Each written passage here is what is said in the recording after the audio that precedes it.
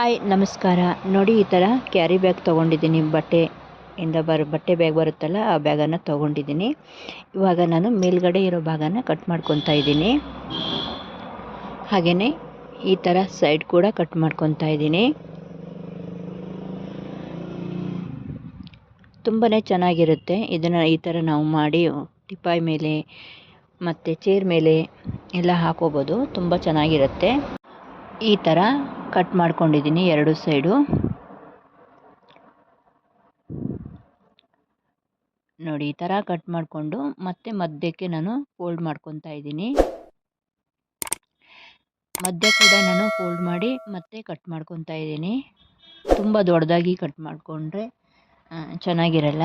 ಹಾಗಾಗಿ ನಾನು ಈ ಥರ ಇನ್ನೂ ಸಣ್ಣದಾಗಿ ನಾವು ಕಟ್ ಮಾಡ್ಕೋಬೋದು. ನಾನು ಎರಡೇ ಮಾಡ್ಕೊಂಡಿದ್ದೀನಿ. 4 ಭಾಗ ಕೂಡ ಮಾಡ್ಕೋಬೋದು. ಇವಾಗ ನಾನು ಒಂದು ಟೀ ಶರ್ಟನ್ನು ತೊಗೊಂಡಿದ್ದೀನಿ. ಅದು ಮೇಲ್ಭಾಗ ಕಟ್ ಮಾಡಿ ಈ ಥರ ಒಂದು ರೌಂಡಿಗೆ ಡೋರ್ ಮ್ಯಾಟ್ ಬರುತ್ತಲ್ಲ ಆ ಥರ ಒಂದು ಸರ್ಕಲನ್ನು ಈ ಥರ ಹಾಕ್ಕೊತಾ ಇದ್ದೀನಿ.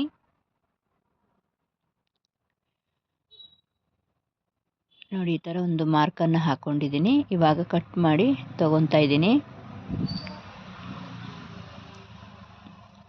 ಇವಾಗ ನಾನು ಈ ಥರ ಕಟ್ ಮಾಡ್ಕೊಂಡಿದ್ನಲ್ಲ ಬ್ಯಾಗನ್ನು, ಆ ಬ್ಯಾಗನ್ನು ಈ ಥರ ನೋಡಿ ಡಬಲ್ ಲೇಯರ್ ಆಗಿ ಮಡಚ್ಕೊಂಡು ಈ ಥರ ಹಚ್ಕೊತಾ ಇದ್ದೀನಿ. ಇದು ಕೈಯಲ್ಲಾದರೂ ನಾವು ಸೂಜಿ ದಾರದಿಂದ ಹಾಕೋಬೋದು. ಇಲ್ಲ ಅಂದರೆ ನಾವು ಮಿಷನ್ನಲ್ಲಿ ಹಾಕೊತೀವಿ ಅಂದರೆ ಮಿಷನ್ನಲ್ಲಾದರೂ ಹಾಕೋಬೋದು. ನಾನು ಮಿಷನಿಂದನೇ ಹೊಲಿಗೆನ ಹಾಕ್ಕೊತಾ ಇದ್ದೀನಿ. ನೋಡಿ ಈ ಥರ ನೇರಿಗೆ ಮಾಡಿ ಈ ಥರ ಇಡ್ತಾ ಬರಬೇಕು.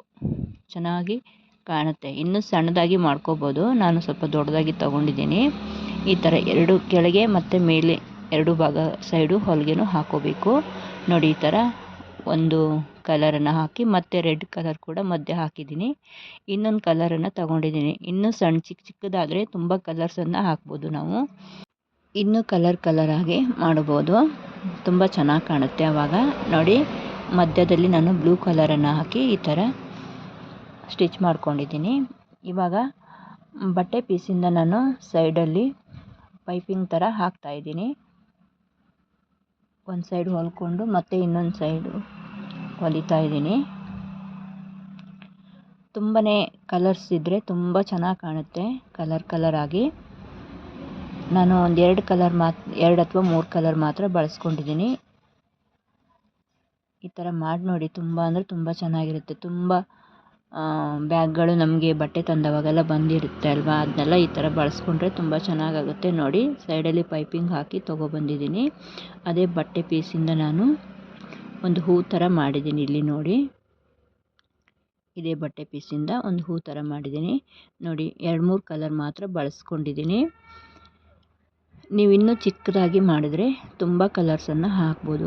ಕಲರ್ ಬ್ಯಾಗ್ಗಳು ತುಂಬ ಬರುತ್ತೆ ಅಲ್ವಾ, ಅದನ್ನೆಲ್ಲ ಹಾಕಿ ಮಾಡ್ಕೋಬೋದು. ಈ ಥರ ಮಾಡಿಕೊಂಡ್ರೆ ನಾವು ಚೇರ್ ಮೇಲೆ ಮತ್ತು ಟಿಪಾಯ್ ಮೇಲೆ ಮತ್ತು ಊಟಕ್ಕೆ ಕೂತ್ಕೋತೀವಲ್ಲ ಅವಾಗೆಲ್ಲ ಬಳಸ್ಕೋಬೋದು. ನೋಡಿ ಕೆಳಭಾಗದಲ್ಲಿ ಈ ಥರ ಹೊಲಿಗೆ ಬಂದಿದೆ, ಮೇಲ್ಭಾಗದಲ್ಲಿ ಈ ಥರ ಬಂದಿದೆ. ತುಂಬಾ ಚೆನ್ನಾಗಿ ಬಂದಿದೆ.